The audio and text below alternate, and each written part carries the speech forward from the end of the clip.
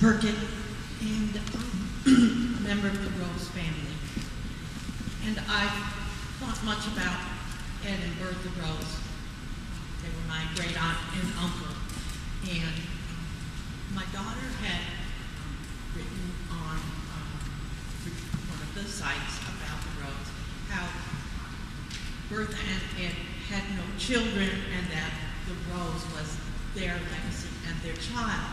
And I thought more about that, and I thought about that in terms of Judaism, they had no one to say Kaddish for them because they were childless, and that they very wisely, with their money, found a way to have what you might call a perpetual yahrzeit or memorial, and in two ways.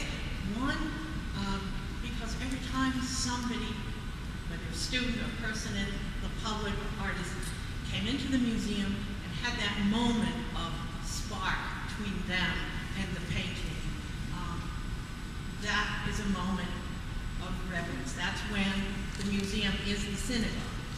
And also, the Kaddish itself, the prayer in memoriam for the deceased, is a prayer about life. There's no word of death in it. And so it's reflecting what was said before about the art moving forward and being about life. And that's why a woman who collected Canary china was also able to endow a museum that was collecting contemporary art because they wanted life, they wanted that forward movement, and they wanted that bond of life to continue moving forward after they were gone, and they made their intentions very clear of the perpetuity of this museum.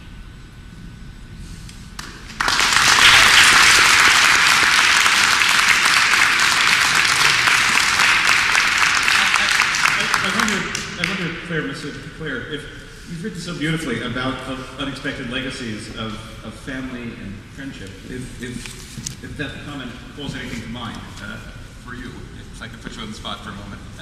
I just want to say you need to talk right into the mic for everyone to hear. You did put me on the spot. I was just leaning over and saying, what a beautiful, now I can't see you, but how beautifully expressed, and how moving. I mean, I can't think of that's the best, what you just said is the best thing I've heard all night. And I've heard many wonderful things. And I just thank you so much for saying it. I'm not sure that I have more comment than that. I said to Claire after we heard those words, that's the idea. And the idea is not the roses. The roses are our ancestors. In terms of what Mark said about honoring the ancestors, the reason to have institutions like this one, by which I mean the university, not just a museum, is a very fundamental human thing, honoring the ancestors, and you honor them in a way of taking their gifts and making them available to the next generation. That's the center. It's not an ornament. It's not a nice thing to have while you're studying other things. That process is at the core. That's at the center of what we do. And when I say it's not just the roses, I mean, yes, they are my ancestor, not as literally as yours. They are our ancestors, but they represent a spirit, a whole cultural moment. Their generation, people who had children, who didn't have children, certain generations decided there should be certain things here. We always have to change it. We cannot do the same. Sometimes it changes drastically.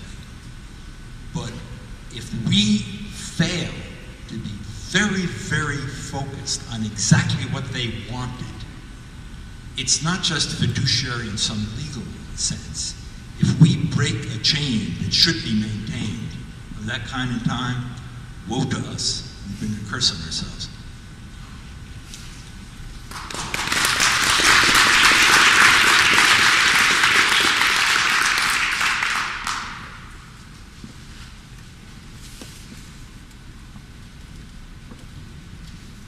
Thank you, everybody who has come here this evening. I'm also a relative of Edward Rose, and in following up just exactly on the ancestors. It's something I believe very strongly in all our elders, and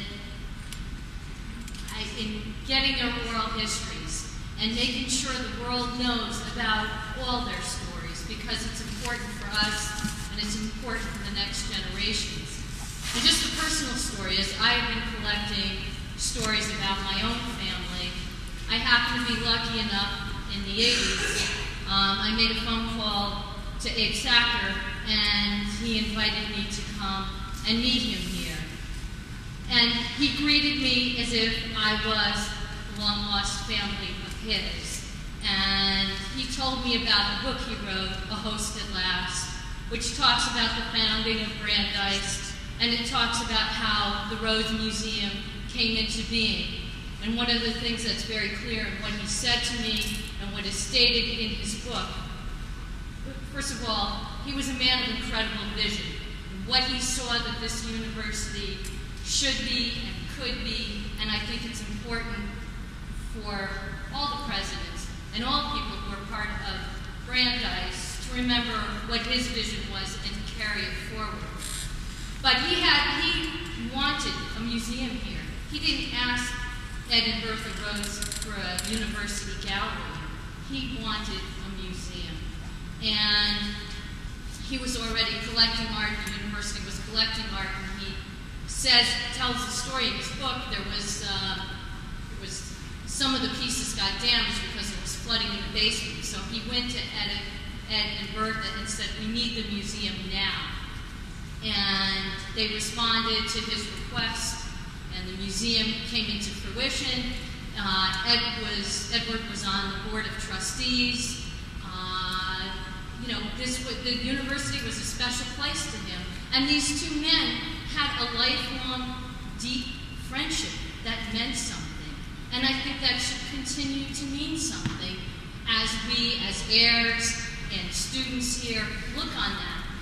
That should be something we also want to see